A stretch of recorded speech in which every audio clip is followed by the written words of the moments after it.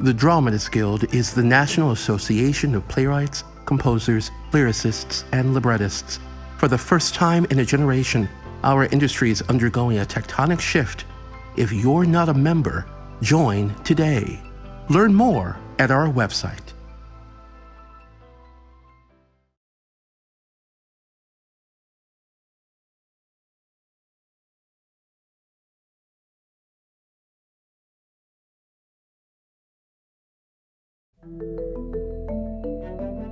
Welcome back to the Dramatists Presents Talkback. I'm your host, Christine Toy Johnson, actor, playwright, and advocate for inclusion. This season, Talkback focuses on how the theater industry succeeds and fails when it comes to diversity, equity, and inclusion. Our guests are all theater professionals working across North America. We recorded our conversations over summer 2019. The Dramatists Guild of America hosts these conversations. In line with the mission of the Guild, everyone comes to our table with their own opinion and perspective and is free to express it.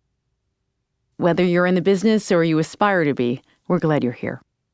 Today, we tackle theatrical marketing. I'm joined by performer and playwright Charlayne Woodard, who, through the beauty of technology, is in Los Angeles while I'm in Chicago. Welcome, Charlayne. Thank you, Christine. It's good to be here. Well, it's wonderful to see you and hear you. I know that you have had so many experiences with marketing departments, and you've taught me so much about when it's right to start getting involved with marketing your own play, et cetera. And I'd just love to let you talk about what you want to say. Mm-hmm. Well, I have a motto, and it is make friends with marketing.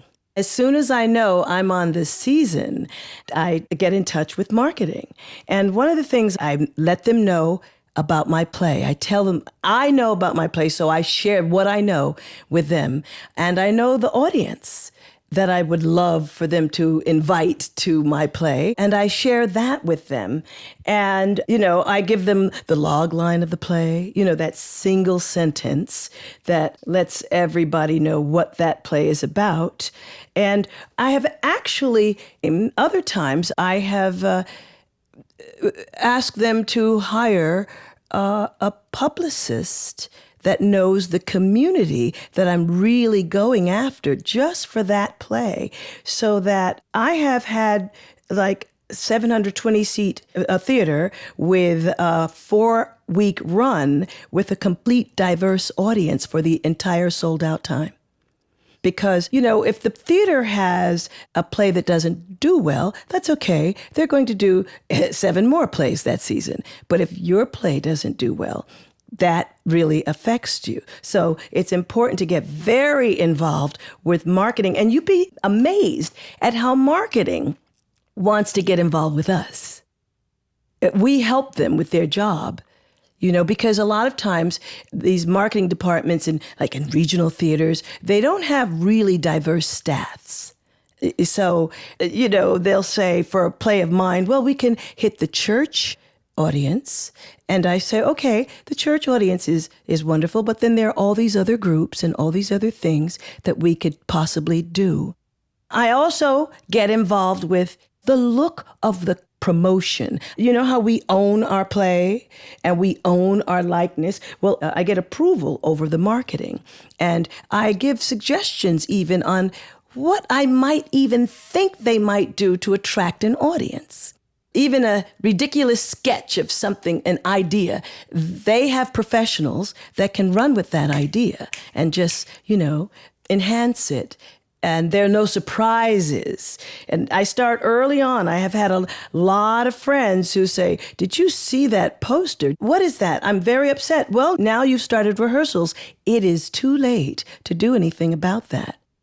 Charlayne, have you always had the insight to get involved with the marketing department so early, or is there some specific experience that spurred you on to do this? I learned the hard way that I needed to make friends with marketing in my first 2 plays, basically. The first play was about the life of a little girl from birth to 12 and her family. And I arrive in a town to do my play, and I see this picture that looks like I'm saying, hallelujah.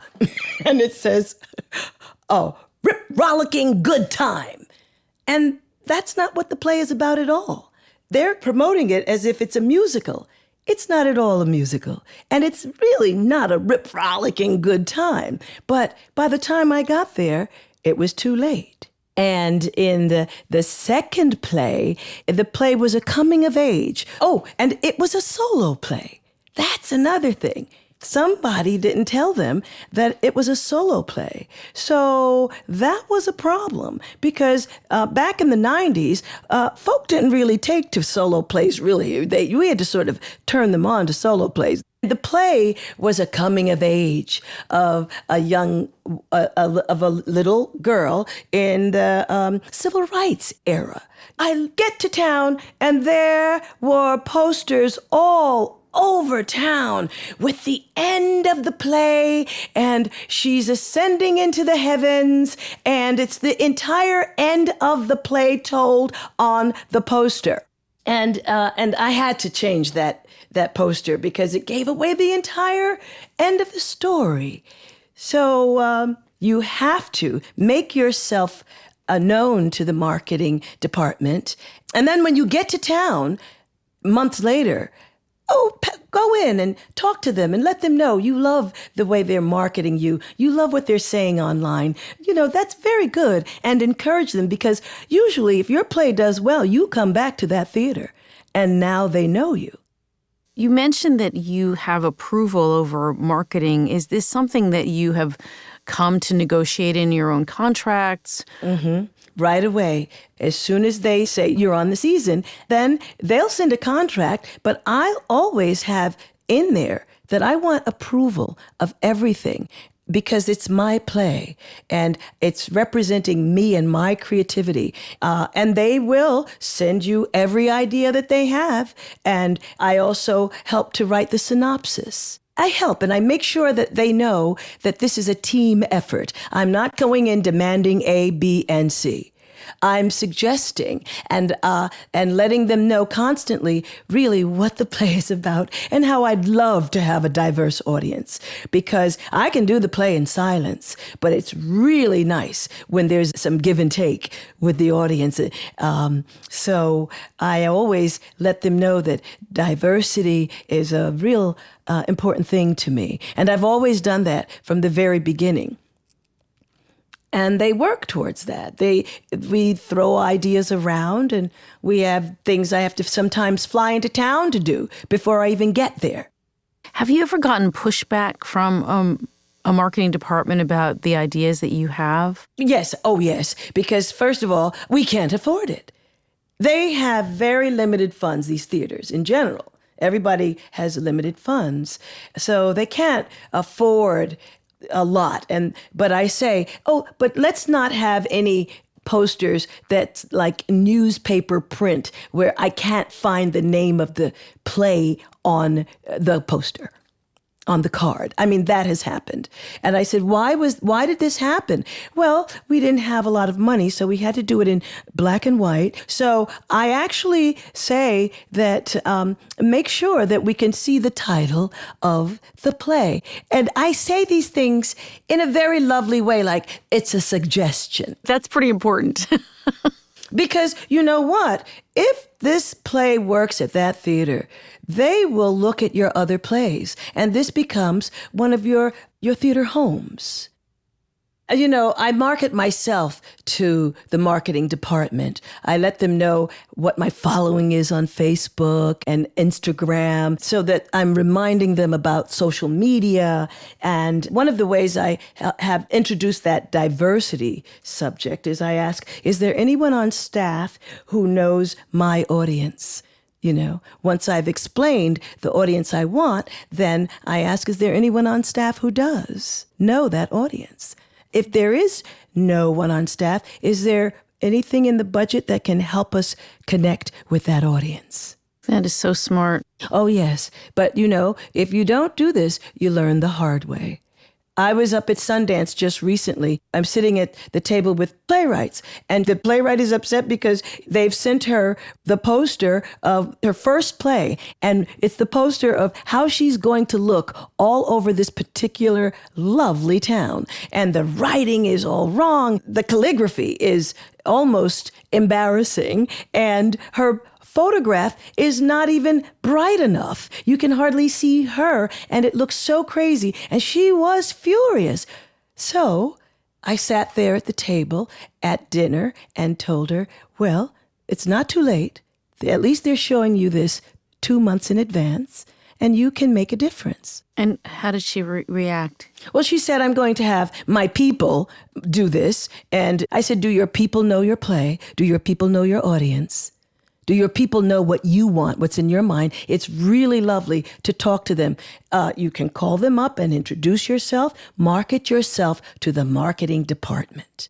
I think some people are shyer than you and I are. Yeah, and yes, I know. I'm an actor who writes plays, and most playwrights don't want to do that. Or well, explain it to your representative so that everyone knows. And everyone has to know that you have, now this playwright did have approval of marketing, which is why she received that flyer. Have you ever run into a situation where the theater was reluctant or reticent to give you the approval over marketing? Never. It's a funny thing. If we don't ask, they don't give it. But you'd be amazed what they give if you just ask. Well, that's a new motto to embroider on a pillow, along with, what was the first one? Make friends with marketing. Make friends with marketing. Yes. I think that's excellent. Mm-hmm. I just believe we should get what we can get. And you don't get everything that you need, but you don't get everything you want. You get what you need. You don't, but you have to ask. Great advice. I do believe that the reason I have never gotten flack from marketing departments is because of the way I ask them and suggest to them, and I collaborate with them. And that's one thing a playwright knows how to do is, collaborate. So if you go into it not saying, I'm having a meeting with marketing, but to say, it's time for this other collaboration so they can serve that play up in the way you want it served up. Great advice. My thanks to Charlayne Woodard for our one-on-one chat. After the break, I'm joined by a panel of playwrights, producers, and marketing experts from New York City. Stay with us.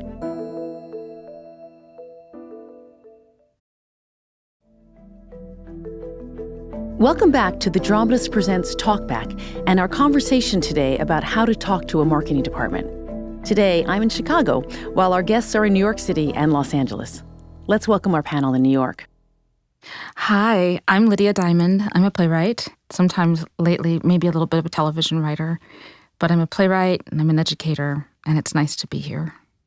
Hi, my name is Garlia Cornelia Jones. I am a playwright. I am also a founder of a series for Black playwrights, and I run another organization that supports Black artists. And finally, I am a line producer at the Public Theater.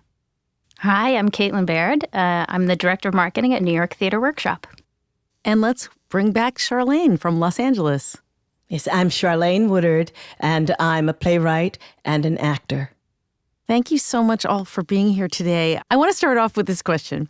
When should a playwright start to get involved with the marketing of their own play? This is Lydia. I think it's important to start marketing as early as possible. I'm always appreciative when a theater company reaches out to me on the front end, and I always say that I'm the kind of playwright who is always thrilled to help them sell my show. There seems like there's a lot of times in the regional theaters, and I work in the regional theaters more than I work in New York. It seems like there's always this kind of, oh, we don't want to bother you, would you like? And because marketing a Black play is not necessarily part of the mainstream of their marketing, their default marketing, it's imperative that they partner with me to market.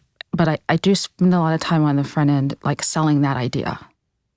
Yeah, and I would add that I think that's something that is really important for theaters and for playwrights to even remind theaters is that a lot of times, like I've come from a very community-based groups, and so we all market our shows because that's something we do because of our friends, and that's just how we operate. And so when a playwright or the actors or anybody involved wants to market the show, I think that is important for the departments to hear, not as they're doing our jobs, but also as that's part of the community and it's an extension. And I think that is something that I think is interesting to navigate, coming as any POC artist into a bigger institution where they're really working to fill the house. I like the way you phrased it because I hadn't thought about that in terms of, because it does seem like there's a tension sometimes. I think, I don't know, but I fear sometimes that marketing thinks that you're saying you're not doing a good job. I mean, and sometimes you have to say that. But mostly, if they could understand that it's part of the culture of being a Black artist in largely white institutions, in a discipline that is sadly really elitist, and in institutions that are built on assuming that the audiences are white. And so I like the way you said it, and I'm going to use that.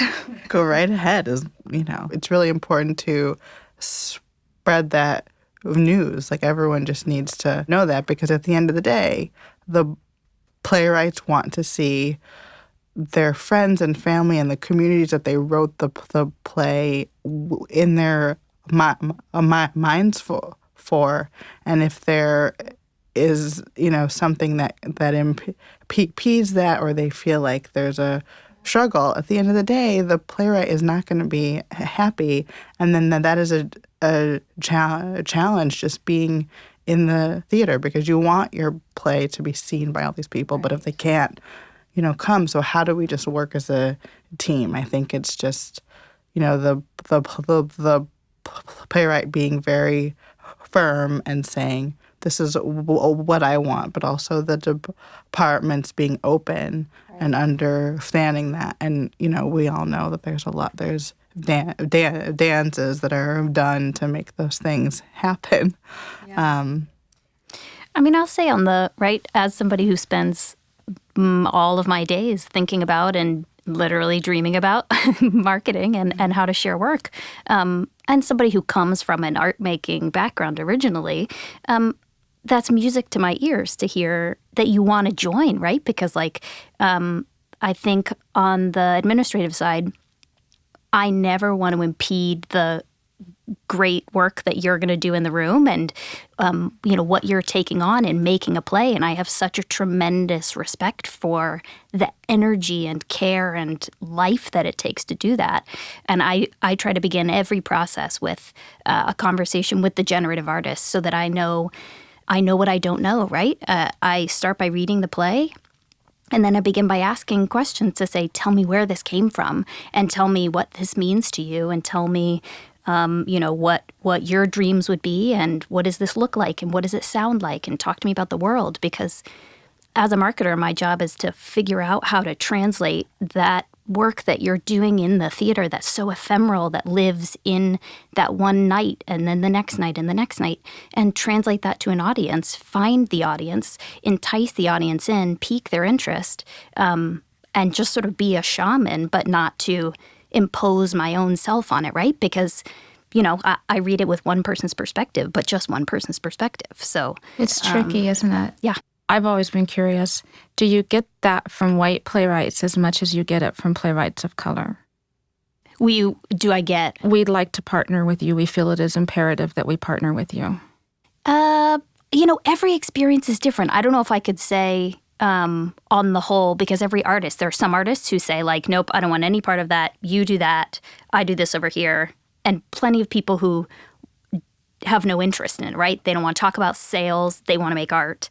And they'd rather keep sort of a separation of church and state. So I think every artist probably has a different process. You know, when we're talking about audience development and community outreach and opening doors, I'm going to enter the room with the life experience that I have and try to bring as many people into that room and as many ideas into that room and pursue every possible idea that I can. It's interesting because sometimes I feel like earlier in my career, I felt almost immediately that my relationship to the marketing department was adversarial. And it had nothing to do with the brilliant, lovely people who were in charge of marketing, but a lot to do with how I'd seen shows at the theater marketed in the past, and also what I'd seen the demographic of the audience being. So in my mind, if I go to a show that is like a Black show and the audience is 95% white, I feel like marketing maybe doesn't really want Black people in this space. It's all very about feelings. It's not necessarily intellectual. But more recently, I've come to think of it more as a collaboration. But I have wondered sometimes if there are other playwrights like myself, and so there isn't kind of already in the water a sense that it's going to be adversarial, you know, even when I'm coming right, if you will. I also think that playwrights like Dominique, more so, have done a wonderful job of making sure that the theaters are working in tandem with her. And that is very helpful for other Black playwrights and other playwrights of color to see, okay, you know, we can be involved. We can say, this is even the rules of an engagement that she has, which with each of her plays are. It helps that Dominique huge. is like sunshine itself. Exactly. Yeah. Right. But yeah, I agree that's with helpful. that. This is the reason why I say my approach is to contact them early on and say, I'd like to collaborate with you. That word helps anybody's resistance. Sometimes, Charlayne, sometimes. I mean, no, it doesn't always help, but it puts you in that room with them so that at least you can be listened to. I wondered if all of you have advice for playwrights who might not be approached by a marketing department like Caitlin runs with all of those wonderful questions. If you have advice about how playwrights can be clear with the marketing department, setting up this collaborative spirit, but also being really clear and firm about their own vision that they want to see manifested in the marketing. It does feel like more and more marketing departments are getting really more sophisticated about that.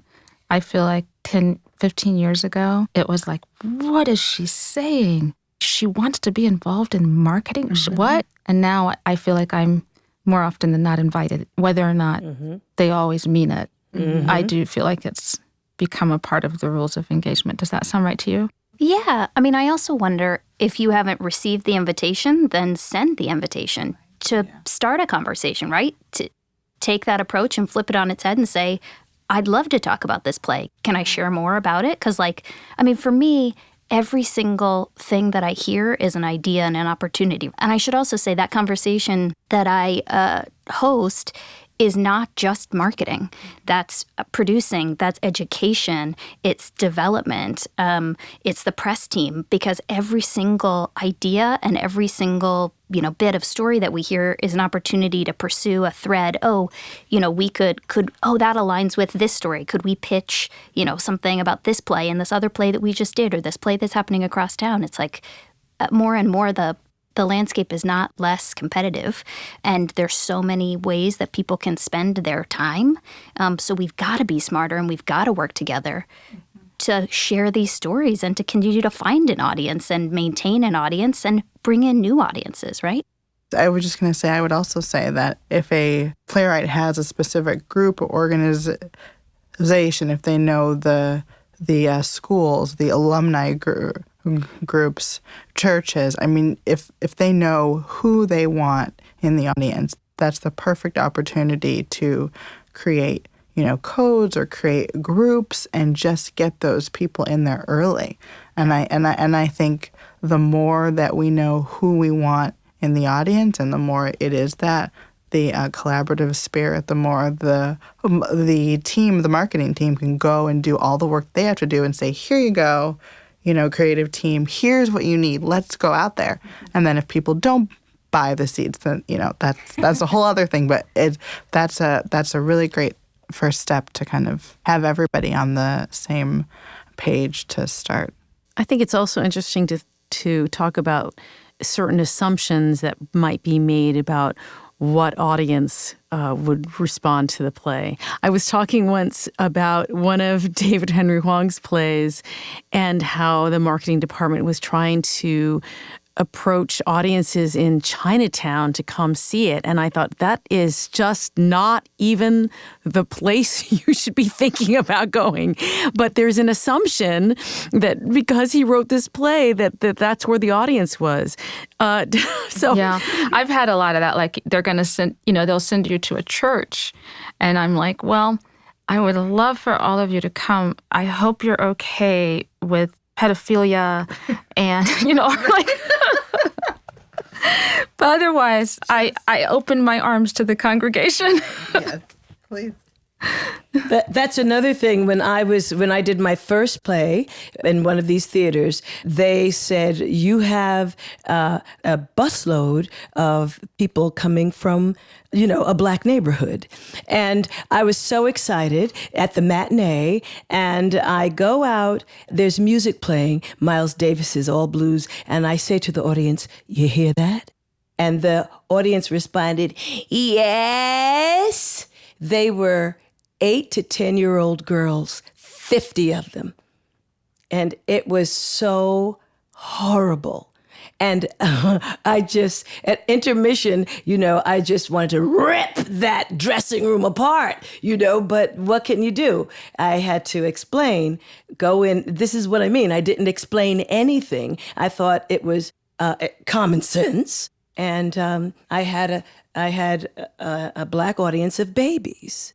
Well, I had a question for Caitlin. Please, go ahead. It's great. The conversation is fantastic, and I'm all for it. Go ahead. Okay. For Caitlin, I wanted to know about this. I sometimes am confused about press versus marketing. And to me, it feels like they're very much part of the same thing, but I'm learning that in the structure of the theater, they're very separate. And I'm wondering if it's different in terms of how the way they speak to one another serves different kinds of playwrights over others, or if it's just the way it is because it has to be that way. I think it probably depends on the size of the company or the, muscle behind a show. But often I think it's really sort of two different sets of contexts, right? Press is advanced, right? Feature coverage, people writing about the show, reviewing the show. And, more and more of that now is online content, right? There are a lot of different ways that press can go.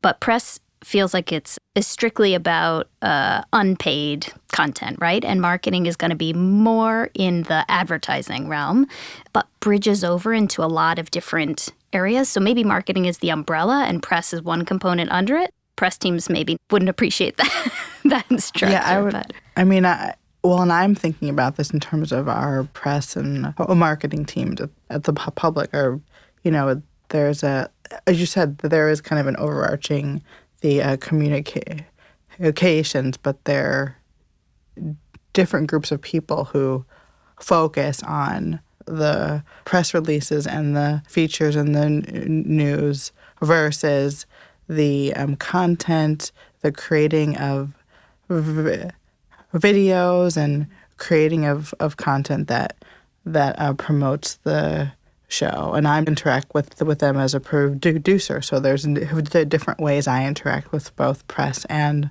marketing in terms of. So if I say to a theater company, I would love to partner with you to help sell my show in whatever way is necessary, and I'm a new playwright, maybe my first big regional show or something, how do I know who to start that conversation about, I want to collaborate with you? And yes, I think that's my question. I feel like the first meeting might even be with both the teams because at the end of the day, they will work in a tandem. So if the first meeting is with both, then they can discuss what really they need for their press release and the information that the other side will need in order to market the show to different communities or where to buy advertising, as you were saying. So, yeah, I think the first place is to start with both. And then, of course, people will break off into the smaller groups, and then you can have a more intimate meeting with marketing to kind of really build a strategy, or they already have one, so you can hear what they have to say and say, oh, how about this? Or I have this idea. I really love to collaborate. Why can't we all be friends? Right. We are. We're so well taught in the theater. Like, we understand in the rehearsal room all of the nuances around which lane you're in and how you cross into somebody else's lane and the silos and whatever, but they don't teach us how to work institutionally as artists. And when you're in somebody's lane. Charlayne, I just wanted to bring you back into the conversation too, because I think you and I both have experience as actors and writers and dealing with press and marketing, those two different perspectives. And in your case, many times you are the person in your own play. And I'd love to hear from you about your particular insight on that. And perhaps because I am the actor who's running the whole thing, the whole evening, maybe this is why they do listen to me, and we do come to agreements on things by everybody throwing their ideas into the pot. But one thing I do notice about these regional theaters is that they have a cookie-cutter approach to marketing. It's all very cookie cutter. This is what we do at this point. This is what we do at that point. So when we come in there with these suggestions, we're breaking down walls. It's like, and but I feel like I managed to get in there because they really don't want to upset the person who's got that whole play on her back for those whole 4 or 5 weeks. Yeah. Because when you're just the writer, they're like, oh my God, just appease her and she'll be gone in 2 weeks. No, this person is around in the building. This person is coming to you saying, what's happening with that Sunday show? This person is in there for the run. And, but you're right. It's a different thing with me. I have actually said, I need some flyers. And I went to the local Whole Foods and gave out flyers and told everybody half price tonight and got my audience. I was upset with this group that had not produced an audience for me. When they saw that I was giving out my own flyers saying half price tonight, and people came with that, they had to honor it, and then they got to work. That was early on in my run. I feel like if we don't get hands-on, we go down.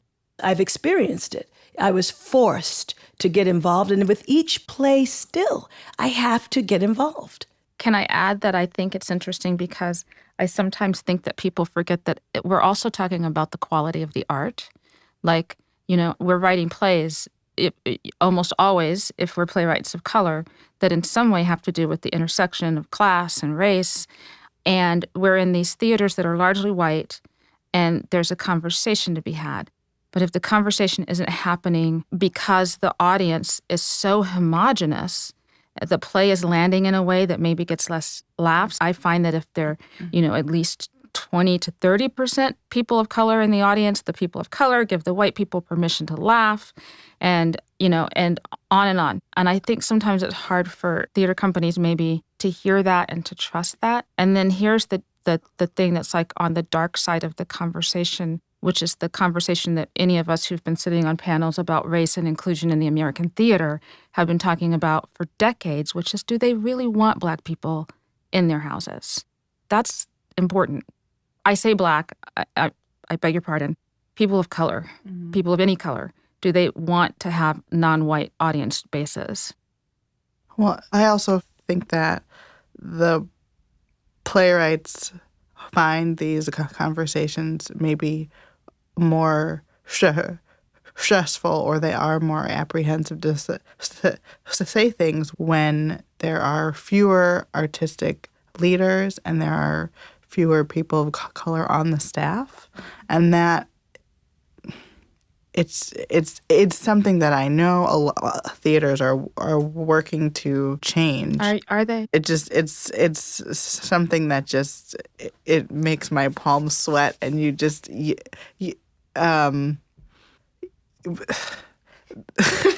I can't even, and I stutter, but right now I'm just speechless because, yeah. Well, I feel like whether I'm wanted there or not, I have a story to tell, and I've put myself there, and I'm telling that story, and there will be an audience if I have to go out and grab it myself. That's why I'm so glad you're doing this podcast, because I don't know, we're in these little silos, writers, and particularly writers who aren't from New York.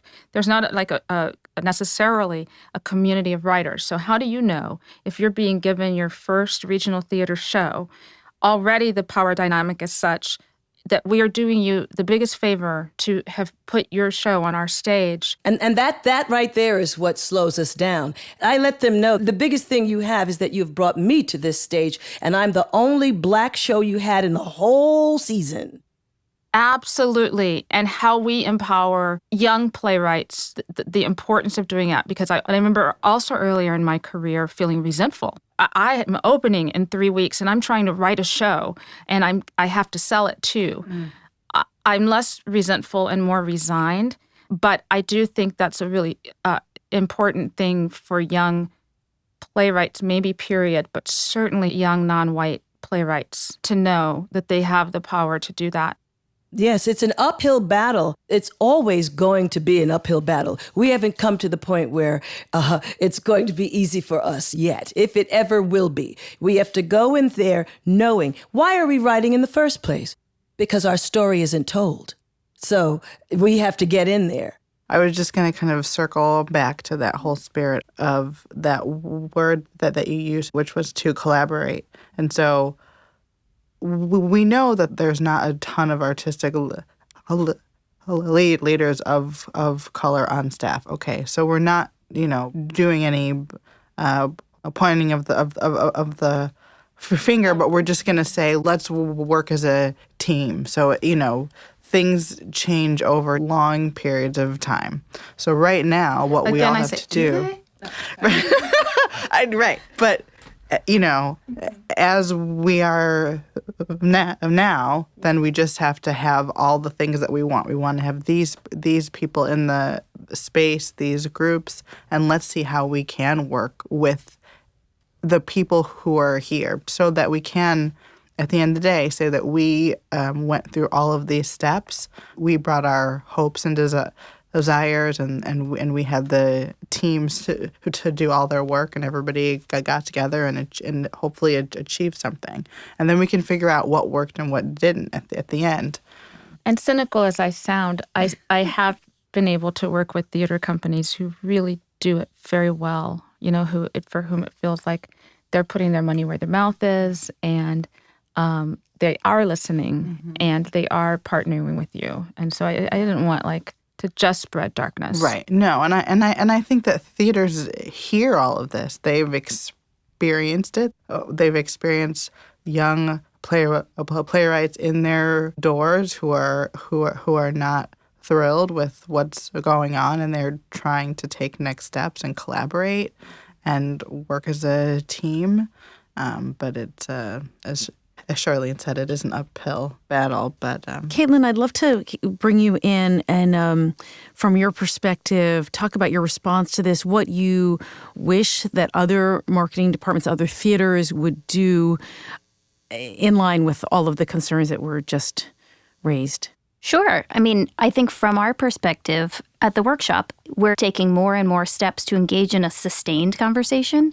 So it's not just about one play, and that it's in fact an ongoing relationship, so that your play might present an opportunity to open the doors and meet new people. And then how do I continue that conversation and make you know that you're always welcome here, so that hopefully that audience is changing, not just for your play, but in general, right? An audience has no reason to trust me if I pop up every once in a while, right? But how can I continue to consider the marketing of a production, of a season, of an organization in a sustained way to host what kinds of conversations can I host, what kinds of events can I host to create a community, to make you feel welcome for a play, which is the start of a conversation. So it takes an investment of time, it takes an investment of ideas and coming to a table honestly to acknowledge where we're all at and to collaborate. And you've got to put resource behind it is the other thing I'll say, right? That that doesn't just happen with like hopes and dreams. That you got to put some money into advertising. You got to put some money into events. You may need to hire somebody if you don't know people in a community. Then we need to find a partner to help us make connections and build relationships with people because they have no reason to trust me if this is the first time we've ever met. Do you build in higher budgets for plays that would ask you to reach out to audiences that are not automatically always coming to your theater? I mean, the budget is so tied to the income of a show, right? So it's like I can negotiate for money, but I might instead, if I'm not going to get more money, because I'll ask for more money all the time, right, for everything I do, but instead I might reallocate money and try to figure out how I'm going to spend resource and what's the most important thing for this project. So sometimes, yes. Now, at one point I asked, is there anyone in this department who knows my audience and can reach my audience? And they said, not really. And so I asked if they could hire this publicist that knew the entire community, all the groups, everything. And when I did that, they negotiated with him for a price, and he came in and he did an amazing job for the run of the play. It was a completely diverse audience for 4 weeks of a large theater, and it sold out. But he was paid specifically to bring in a diverse crowd of people. I feel sometimes like maybe there's a sense of if we hire a consultant, they will be the marketing department because we don't know nothing about marketing, no Black plays, and it feels wonky a little bit. Well, he was always in on all of our meetings. So he just became a part of the team. Yes, they really do like to bring in those consultants. They lean on them, but that's where we stay in it. And they are a part of all the meetings so that they're throwing around the name of the Links and the 100 Black women and, all these kind of names of these groups of people that will buy tickets if they know your play is there. And it requires that the institution actually be invested enough in it because, right, if we're doing this subscriber-based thing, is it really that big a deal if the February show doesn't sell as diversely as we would have hoped? Exactly. I don't know. That sounds cynical, but I think that the whole reason we're having the conversation, right, is to empower us to know, to have those conversations. But one of the things that I've learned that the consultants are given a budget that is smaller maybe than a marketing budget. But if the theater just kind of says, here it is, and then wipes their hands of it, then the consultant's hands are tied anyway, which then, affects their good name. And I think that's when the consultants, as Charlayne is saying, have to be included in the whole. There's a really big picture of all of this, and it includes the consultants, the art department. It includes everybody. Social media. I'm going to repeat, working as a team to do all of this. But there's so many different components that will create that end goal. And so it can't be one person, hire this consultant because they're a person of color and they're going to do everything. And then we're going to go market the other shows because then that's just a recipe for And I'll also disaster. say, I think sometimes, right, for me, if I'm bringing someone else in on the team, that person is another collaborator and a person who brings experience and knowledge and opinions that, you're foolish if you're not listening to and respecting and engaging with. Like, we're all on a journey to continue to learn, and marketing as a landscape is changing faster than we can keep up. Instagram is like, I think that's something that's really huge is that, playwrights need to know, and I tell this to people all the time. I have a personal and a professional Instagram. So there's two. There's a public face and one that's private if you want to show your kids and things. But I think that helps so much for people, especially now. Absolutely. I would say that something that's really cool about Jeremy O'Harris is that he is very active on Instagram. And that, I think, is something that allows the audience to get to know him and to engage with him in a really cool way. And there are also other playwrights, but he's one that I think just kind of comes to mind when you see, I don't know how many followers he has, but it's something. He's got that blue check mark. Right. And so that is cool. That's just really cool. And, more and more artists who feel really comfortable in the social world, right? And who wants to be a part of the sales side of a project, they're a tremendous resource just by sharing insights from the process. And to loop back, we were talking about the difference between marketing and press, right? Like press can create tremendous opportunities that marketing can then leverage to signal boost. You're going to trust that piece of press coverage way more than you're going to trust some advertising copy. But you can take that piece of content that an audience will inherently trust because it gives you a deeper insight. It gives you a more honest insight. It's some fun social media stuff that the artists are doing, silly stuff on breaks in the rehearsal room. It can be the most benign content that you can signal boost as a way to pique someone's interest and grab their attention in a very crowded advertising marketplace, which again is the start of a conversation, right? It feels like so much of this is about beginning a conversation with an artist, with an audience. That's where it all starts, and that's the opportunity. So however we can work together to seize those opportunities and make something to drive the attention to the art, right?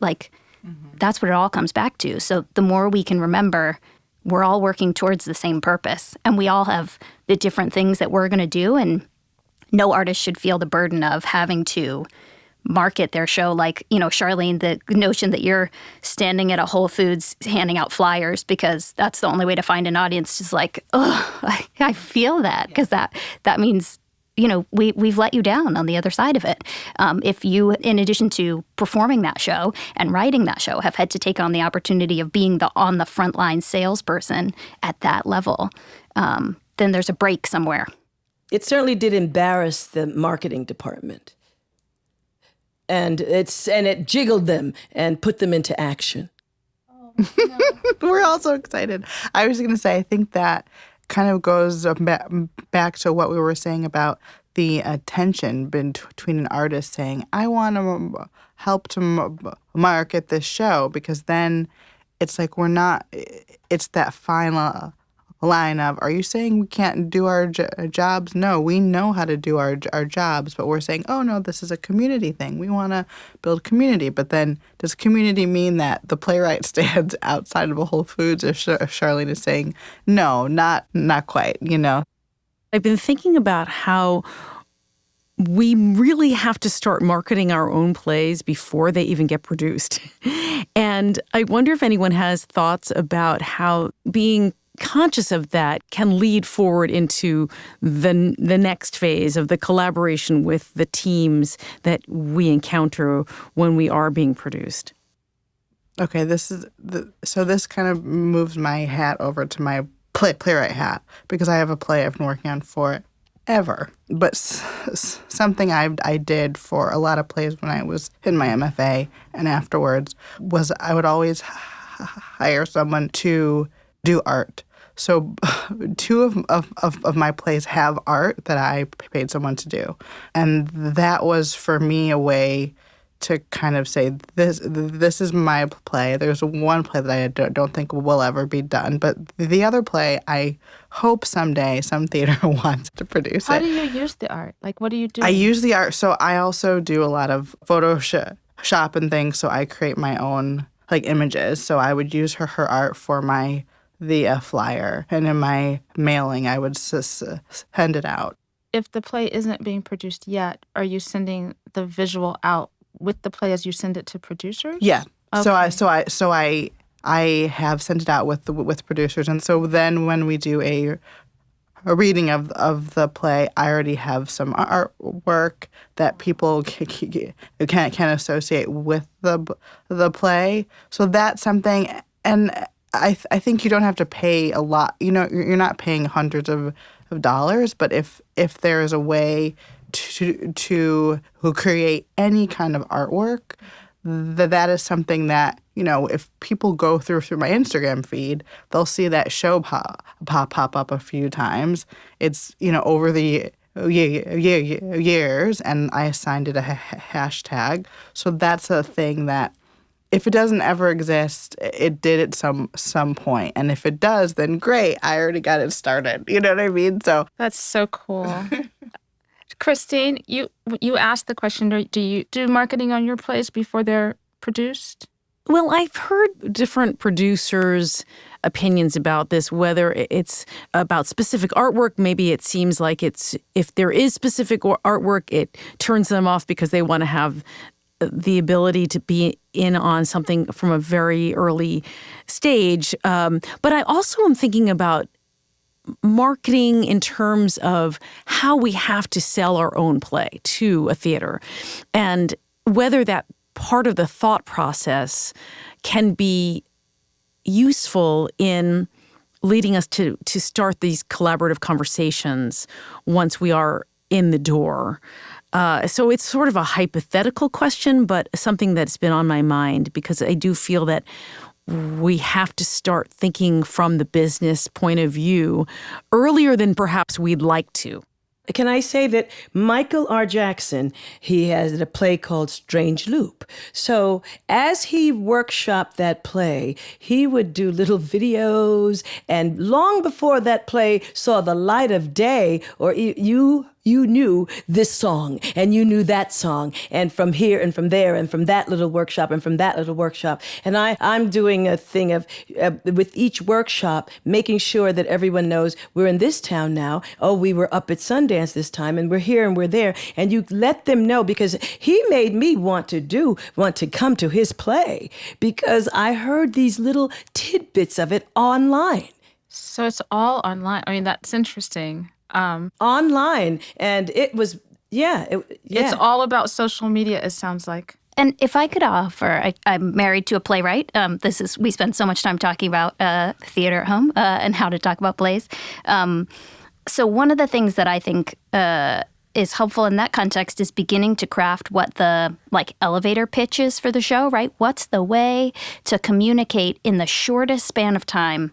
And it's not about the plot of the play, but it's about what's that hook that gives an audience the why, right? Why to come around. It's not the what, the how, and the why, right? And it's not the what or the how that motivate people, but it's the why. So if you can begin to help articulate, as the person who's closest to the project, what the why is and what it is you want to say, even if you don't ever want that to be written in marketing, right? But if you can help to communicate that, I think that's how you connect deeper to a person, past the brain into the inside. And then yes to the Michael R. Jackson and the Jeremy O. Harris. And, part of it is promoting yourself, which maybe getting more comfortable with that notion, gets more comfortable with the notion of marketing in general. Because I think at first when you start doing that, maybe it feels icky or weird, or do I have to really talk about myself? So many writers would rather not and would rather write. And that's their collaborative means and their voice. But building the community around your art, which is exactly what Michael is doing when he's posting those tidbits of here I am, and he's giving people insights, and he's winding people up as they encounter the work. I worked on the marketing for Hadestown, and we inherited this huge following from Anais Mitchell's album, where then we could look and hook into people who are already fans of her work to signal boost them, because you're going to trust someone else much sooner than you're going to trust the marketer, the producer voice on a show. And that inherently may also serve in getting that play produced. If you have a community, a circle of writers, and you're sharing work between them, and then that person is like, oh, I read that person's play, I love that person's play, and they're telling somebody else. It's like a big network. So the more seeds you put into that network, the more reach we all build, right? It's like we all just want each other to succeed, hopefully. I don't know, that's a Pollyanna point of view. Do you think it would behoove a playwright to hire a publicist? Well, because as I'm listening to you, I don't know how to do any of those things. Before you get to a project, I'm not sure. Because I've certainly seen a personal publicist during a production, that can take off, but how and where you resource that from, like, you gotta have deeper pockets than I do as a human probably to do that. That's where things like Patreon are helpful, for creative arts. Like I've been on there for a while. Just before it's called Patreon, Patreon, and it's a way for an artist to engage with their fans in a way that they become their patrons. And so in that way, an artist can kind of grow, and there are so many ways that a person can use that. There is not one way, and if you go on there, you'll see all the hundreds of thousands of ways. But you're thinking, like, how does an artist in this age try and promote themselves if they don't know how? Well, how do they engage it when they don't have the funds? Well, this is a way. There are so many ways for us to figure out how to be artists, which is a whole other podcast topic. I just want to say thank you for having this conversation. Caitlin, building the community around your art, that is something I feel like the Dramatists Guild is all about, and I'm so grateful that you articulated it in that way. I just want to I'll say again, thank you so much for joining us in this conversation, as always, to be continued. And I want to wish you all the best things for all of your plays that you're marketing. Same to you, Christine. This has been The Dramatists Presents Talkback, a production of the Dramatists Guild of America and Boom Integrated. Our podcast is lovingly produced by Sarah Storm, Christine Toy Johnson, and Amy Von Masick. It's edited by Jen Grossman and Clint Rhodes of John Marshall Media. Special thanks to Tina Fallon, Ralph Sevish, David Foe, Terry Stratton, Adrian Glover, and John Marshall Cheery. Talkback is distributed by the Broadway Podcast Network. Like and subscribe on your favorite podcast platform. For episode transcripts and exclusive content, visit us on the web at dramatistsguild.com. Keep the conversation going on Twitter using #DGTalkback. I'm Christine Toy Johnson. We'll see you next time.